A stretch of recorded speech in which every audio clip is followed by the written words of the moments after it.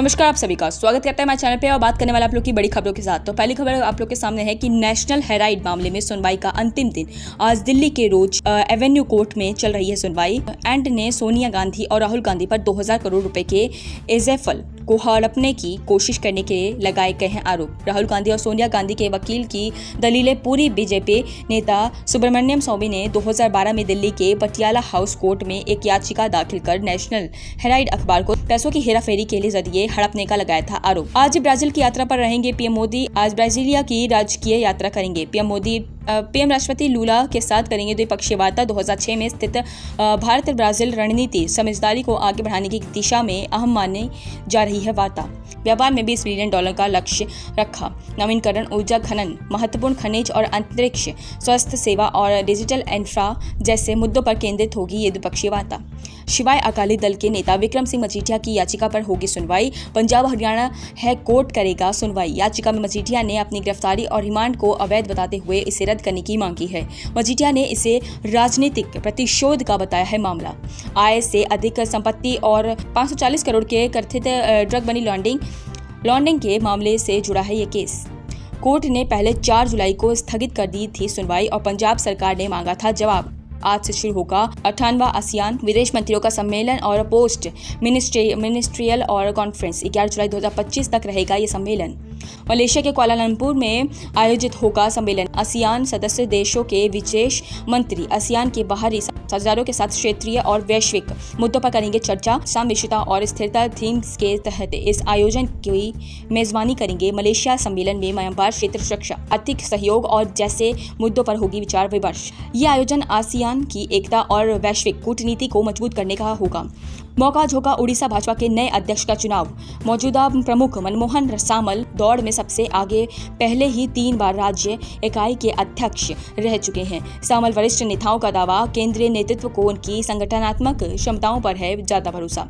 राष्ट्रीय महासचिव सुनील बंसल और तरुण चुग ने सर्वसम्मति से उम्मीदवार चुनने के लिए मुख्यमंत्री मोहन चरण मांझी और राज्य के अन्य नेताओं के साथ की कई देर तक की चर्चा। कोलकाता सामूहिक उत्पीड़न मामले में आज फिर होगी सुनवाई। तीनों मुख्य आरोपी नौरजिम मिश्रा और अन्य 2 छात्रों जेब अहमद और प्रमित मुखर्जी की हिरासत आज हो रही है खत्म।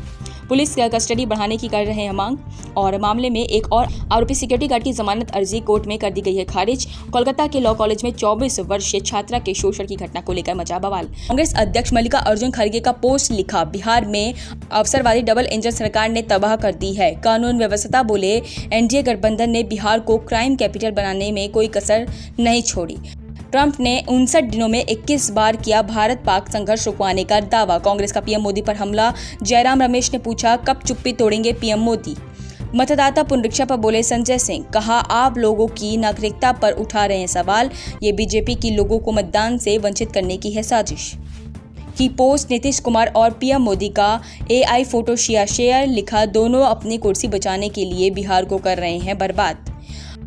ममता बनर्जी का बड़ा आरोप, कहा बंगाल में NRC लागू कर रही है असम की बीजेपी सरकार। ममता ने की पूरे विपक्ष से एकजुट होने की अपील। गोपाल खेमका की जान लेने का मामला। पुलिस ने सुपारी देने वाले अशोक राव को किया गिरफ्तार। साहब ने 10 करोड़ में हायर किया था शूटर। विक्रम सिंह मजीठिया को नहीं मिल रही है राहत। 29 जुलाई को होगी अगली सुनवाई। आय से अधिक संपत्ति मामले में किया गया अकाली नेता को गिरफ्तार। मेरठ में आने पर फूड स्टॉल संचालक को थप्पड़ मारने का मामला। हिरासत में लिए गए हैं मनसे नेता अविनाश जाटव। पार्टी के कई और नेता भी हिरासत में। 9 जुलाई को किसान और ट्रेड यूनियंस ने बुलाया भारत बंद। मोदी सरकार को नीतियों के खिलाफ करेंगे आंदोलन। करोड़ों का कामकाज होगा प्रभावित। छतरपुर स्थित बागेश्वर धाम में फिर हुआ नया हादसा। दीवार गिरने से महिला श्रद्धालु की गई है जान। हाल ही में टेंट शेड गिरने से एक व्यक्ति की भी गई है मौत।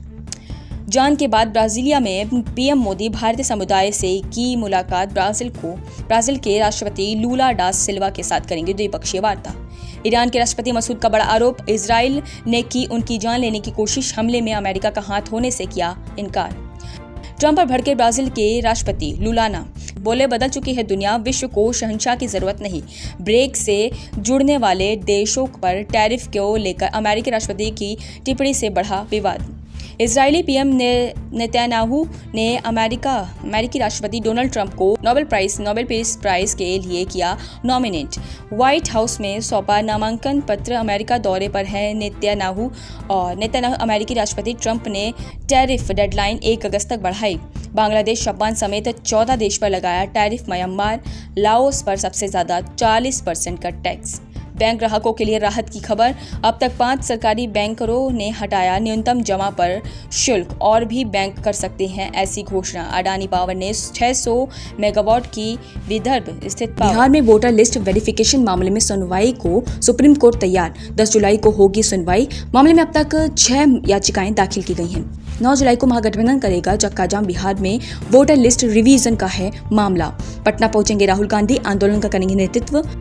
और बिहार में वोटर लिस्ट पुनरीक्षण मामले में तेजस्वी यादव का बड़ा बयान। कहा, बिहार में वोट बंदी के साजिश, लोकतांत्रिक अधिकार छीना जा रहा है। बिहार में मतदाता सूची पुनरीक्षण को लेकर चुनाव आयोग पहुंचे ओवैसी।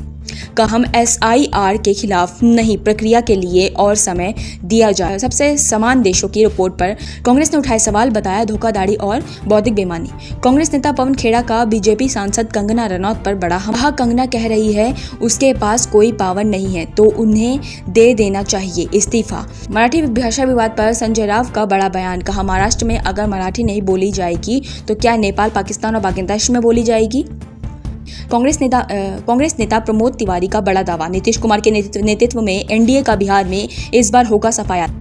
तेलंगाना के मुख्यमंत्री रेवंत रेड्डी का बड़ा ऐलान, अगले चुनाव में 60 महिलाओं को देंगे टिकट।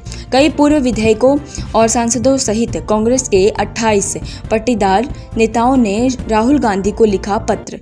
प्रदेश अध्यक्ष पद को लेकर कांग्रेस सांसद से मांगा मिलने का समय।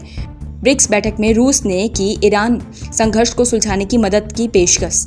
कहा, कटुनीति से किया जाना चाहिए सभी चिंताओं का समाधान। ब्रिक्स देशों ने की पहलगाम हमले की निंदा। पीएम मोदी बोले, ये अटैक इंसानियत पर चोट। इजरायली हमलों की भी की गई निंदा। चीन को लीज पर बंदरगाह देकर पछताया ऑस्ट्रेलिया। 2015 में चीन के एक सरकारी कंपनी को 99 साल के लीज पर दिया था ड्राविन बंदरगाह। पीएम मलवानी बोले, चीन से बंदरगाह लेंगे वॉक। यमन में 3 ठिकानों पर सेना ने बरसाए बम। रक्षा मंत्री कार्ड बोले, जो कि इजराइल को नुकसान पहुंचाने की कोशिश करेगा उसे दिया जाएगा जवाब। टेक्सास बार पर लेडी मेलानिया ट्रंप को संवेदनशीलता वाली पोस्ट पर विवाद। सोशल मीडिया पर लोगों का फूटा गुस्सा। कहा, यह औपचारिक और दिखावटी प्रतिक्रिया ब्रिक्स से जुड़ने वाले देशों पर बरसे ट्रंप।